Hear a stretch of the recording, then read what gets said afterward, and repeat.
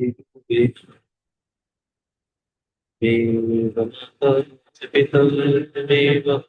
त्वमेव बन्धुः सखा त्वमेव त्वमेव विद्यारमणं त्वमेव त्वमेव सर्वं त्वमेव श्री गणेशाय।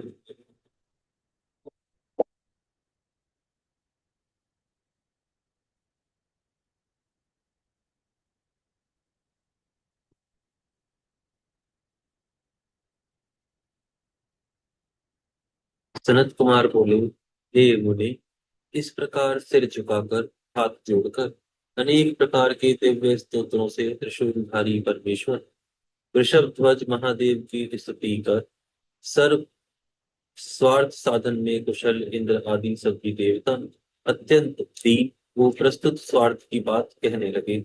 देवता बोले, हे महादेव, हे भगवान।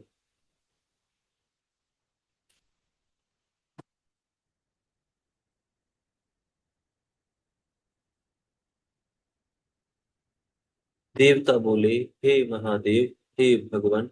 इंद्र सहित सभी देवताओं को तारकासुर के तीनों पुत्रों ने पराजित कर दिया है। उन्होंने समस्त त्रिलोक्य को अपने वश में कर लिया है। उन लोगों ने सभी मुनिवरों तथा सिद्धों का विध्वंस कर दिया है और सारे जगत को तहस नहस कर दिया है। वह भयंकर दैत्य समस्त यज्ञ भागों को स्वयं ग्रहण करता है। उन तारक पुत्रों ने वेद विरुद्ध अधर्म को बढ़ावा दे रखा है। हे भगवान शंकर, वे तारक पुत्र सभी प्राणियों से निश्चित रूप से अवध्य हैं। सभी लोग उन्हीं की इच्छा से कार्य करते हैं। जब तक त्रिपुरवासी दैत्य के द्वारा जगत का विध्वंस नहीं हो जाता है, तब तक आप ऐसी नीति का निर्धारण करें जिससे जगत की रक्षा हो सके। सनत कुमार बोले, वार्तालाप करते हुए उन इंद्रादि देवताओं का यह वचन सुनकर भगवान शिव जी ने कहा, यहाँ पर यह अध्याय पूर्ण होता है। यहाँ से तीसरा अध्याय प्रारंभ होता है। इस अध्याय में त्रिपुर के विनाश के लिए देवताओं का भगवान विष्णु से निवेदन करना, भगवान विष्णु द्वारा त्रिपुर विनाश के लिए यज्ञ कुंड से भूत समुदाय को प्रकट करना, त्रिपुर के भय से भूतों का पलायित होना, पुनः भगवान विष्णु द्वारा देव कार्य की सिद्धि के लिए उपाय सोचना, इन चीजों का वर्णन किया गया है। शिव जी बोले, हे देवताओं, इस समय यह त्रिपुराध्यक्ष पुण्यवान है। जिसमें पुण्य हो उसे विद्वानों को कभी नहीं मारना चाहिए। हे देवताओं, मैं देवताओं के समस्त बड़े कष्टों को जानता हूँ। देवताओं के समस्त बड़े कष्टों को जानता हूँ। वे दैत्य प्रबल हैं। देवता तथा असुर कोई भी उन्हें मारने में समर्थ नहीं है। दानव, मैं सहित वे सभी तारक पुत्र पुण्यवान हैं। त्रिपुर में रहने वाले उन सभी का वध दुस्साध्य है। युद्ध में अजय होते हुए भी मैं जानबूझकर किस प्रकार मित्रद्रोह का आचरण करूं, क्योंकि स्वयं ने पहले कहा है कि मित्रद्रोह करने में महान पाप होता है। ब्रह्म हत्यारा, सुरापान करने वाला, स्वर्ण की चोरी करने वाला तथा व्रत भंग करने वाला, इन सभी के लिए शास्त्रकारों ने प्रायश्चित बताया है, किंतु कृतघ्न के लिए कोई प्रायश्चित विधान नहीं है। हे देवताओं, धर्म के ज्ञाता आप लोग ही धर्म पूर्वक विचार करें कि वे दैत्य मेरे भक्त हैं, तब मैं उनका वध किस प्रकार कर सकता हूँ। हे देवताओं, जब तक वे मुझ में भक्ति रखते हैं तब तक मैं उन्हें नहीं मार सकता। तथापि आप लोग भगवान विष्णु से इस कारण को बताइए। सनत कुमार बोले, हे मुनि, उनका यह वचन सुनकर इंद्र आदि सभी देवताओं ने सर्वप्रथम इस बात को ब्रह्मा जी से कहा। तदनंतर ब्रह्मा जी को आगे कर इंद्र सहित सभी देवता शोभा संपन्न वैकुंठ धाम को शीघ्र गए। वहां जाकर आश्चर्यचकित उन देवताओं ने भगवान विष्णु को देखकर उन्हें प्रणाम किया और दोनों हाथ जोड़कर परम भक्ति पूर्वक उनकी स्तुति की। उसके अनंतर सर्वसमर्थ उन विष्णु से पूर्व की भांति अपने दुख का समस्त कारण शीघ्र निवेदित किया। तब त्रिपुरवासियों के द्वारा किए गए देवगणों के दुख को सुनकर तथा उनके व्रत को जानकर भगवान विष्णु ने यह वचन कहा। विष्णु जी बोले, यह बात सत्य है कि जहाँ सनातन धर्म विद्यमान होता है, वहां दुख उसी प्रकार नहीं होता जिस प्रकार सूर्यदेव के दिखाई देने पर अंधकार नहीं रहता। सनत कुमार बोले, इस इस बात को सुनकर दुखित तथा मुरझाए हुए मुख कमल वाले देवता भगवान विष्णु से पुनः कहने लगे। देवगण बोले, अब क्या करना चाहिए?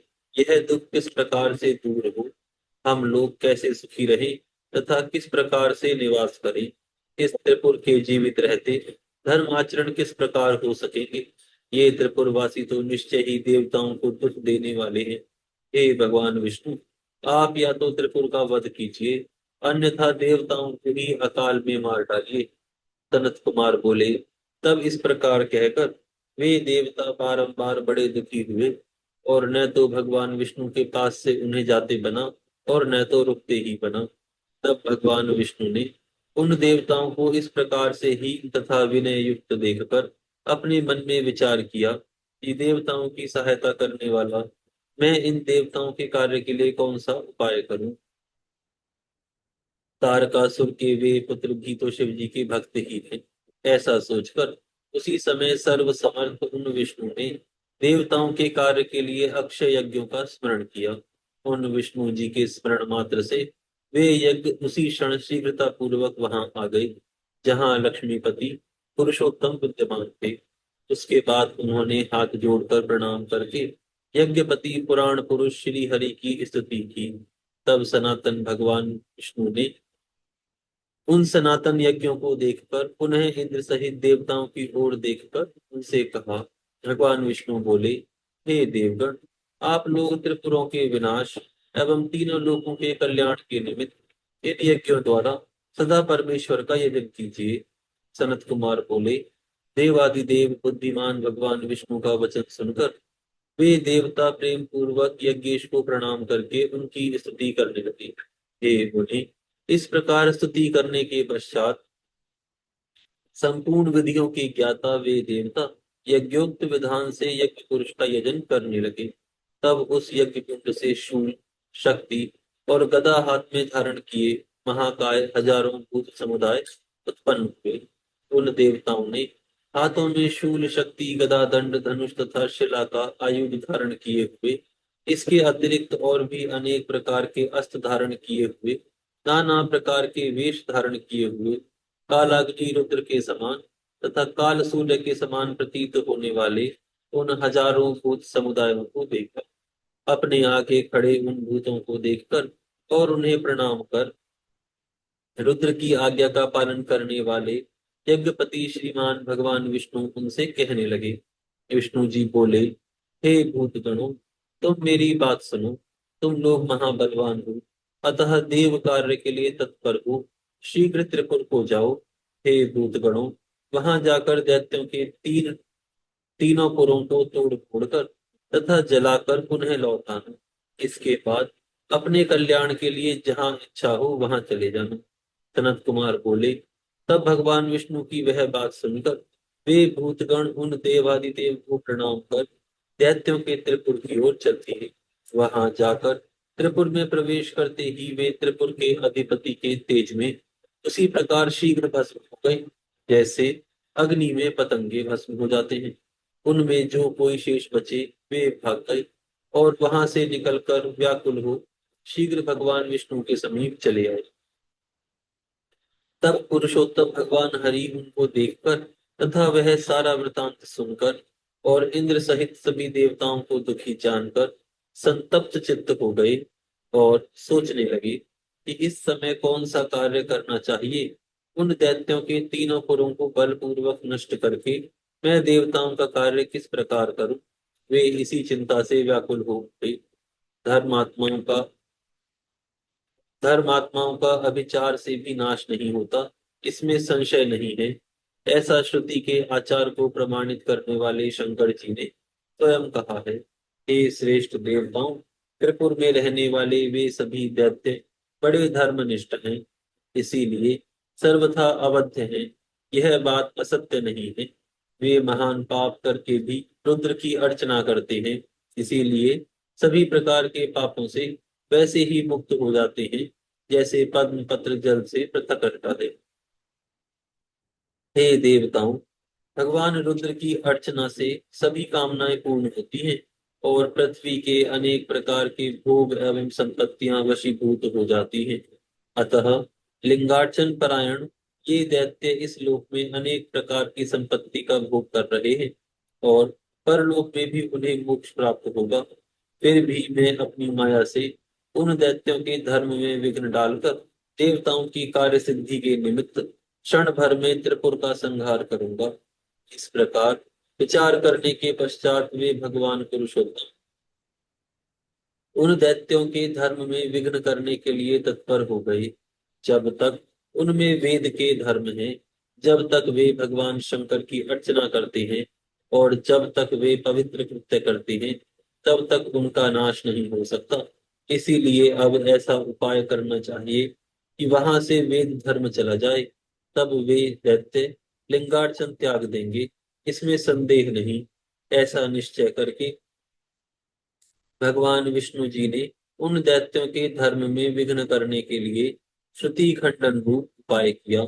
इसके बाद त्रिलोक्य रक्षण के लिए भगवान शिव के द्वारा आदिष्ट देव सहायक उन विष्णु जी ने शिव की आज्ञा से देवताओं से कहा। विष्णु जी बोले, हे देवों, इस समय आप सभी लोग निश्चित रूप से अपने घर को चले जाएं।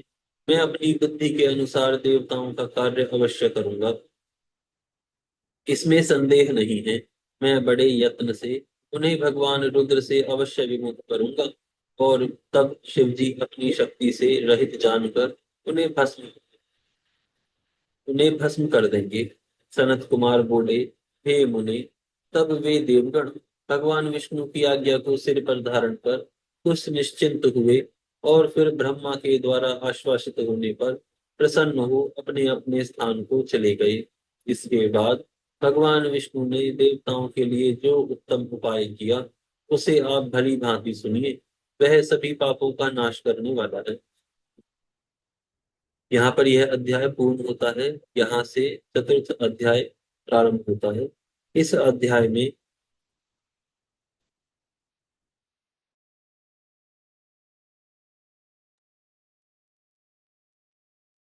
इस अध्याय में त्रिपुरवासी दैत्यों को मोहित करने के लिए भगवान विष्णु द्वारा एक मुनि रूप पुरुष की उत्पत्ति, उनकी सहायता के लिए नारद जी का त्रिपुर में गमन, त्रिपुरादि त्रिपुराधिप का दीक्षा ग्रहण करना का वर्णन किया गया है।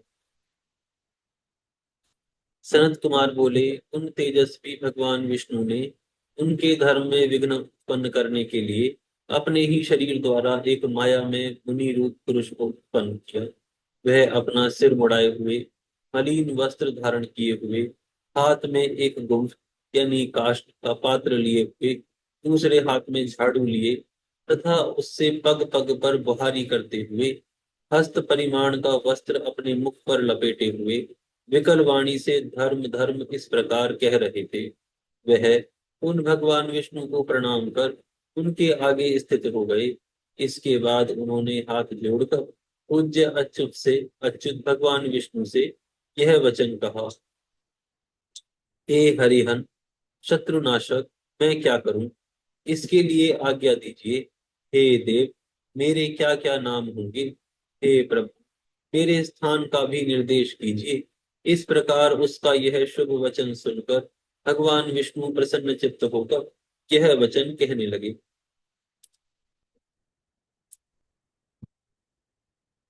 भगवान विष्णु बोले, मेरे शरीर से उत्पन्न हे महाप्राज्ञ, मैंने जिसके लिए तुम्हारा निर्माण किया है उसे सुनो।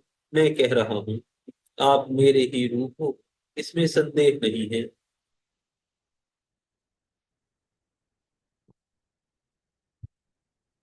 मेरे शरीर से उत्पन्न हुए आप मेरा कार्य करने में समर्थ हो, मुझसे अभिन्न हो, इसीलिए लोक में सदा पूज्य होगे, इसमें संशय नहीं है। आपका नाम अरिहंत होगा। आपके अन्य भी शुभ नाम होंगे। मैं तुम्हारे स्थान को बाद में बताऊंगा। इस समय मेरा प्रस्तुत कार्य आदर से सुनो। हे मायावी, तुम 16,000 श्लोकों वाला एक शास्त्र प्रयत्न पूर्वक बनाओ, जो माया में श्रुति स्मृति से विरुद्ध वर्ण आश्रम धर्म से रहित, अप्रभेश शब्दों से युक्त और कर्मवाद पर आधारित हो। आगे चलकर उसका विस्तार होगा। मैं आपके उस शास्त्र के निर्माण का सामर्थ्य देता हूँ। अनेक प्रकार की माया भी तुम्हारे अधीन हो जाएगी। उन परमात्मा श्री विष्णु का वचन सुनकर वह मायावी प्रणाम कर जनार्दन से कहने लगा। मुंडी बोला, हे देव। मुंडी देव बोले, हे देव, मुझे जो करना हो उसे शीघ्र बताइए। हे प्रभु, आपकी आज्ञा से सारा कार्य सिद्ध होगा। आज यहाँ विराम करते हैं, फिर कल से प्रारंभ करेंगे। सर्वे भवन्तु सुखिनः, सर्वे सन्तु निरामया, सर्वे भद्राणि पश्यन्तु, मा कश्चित् दुःखात् भवेत्।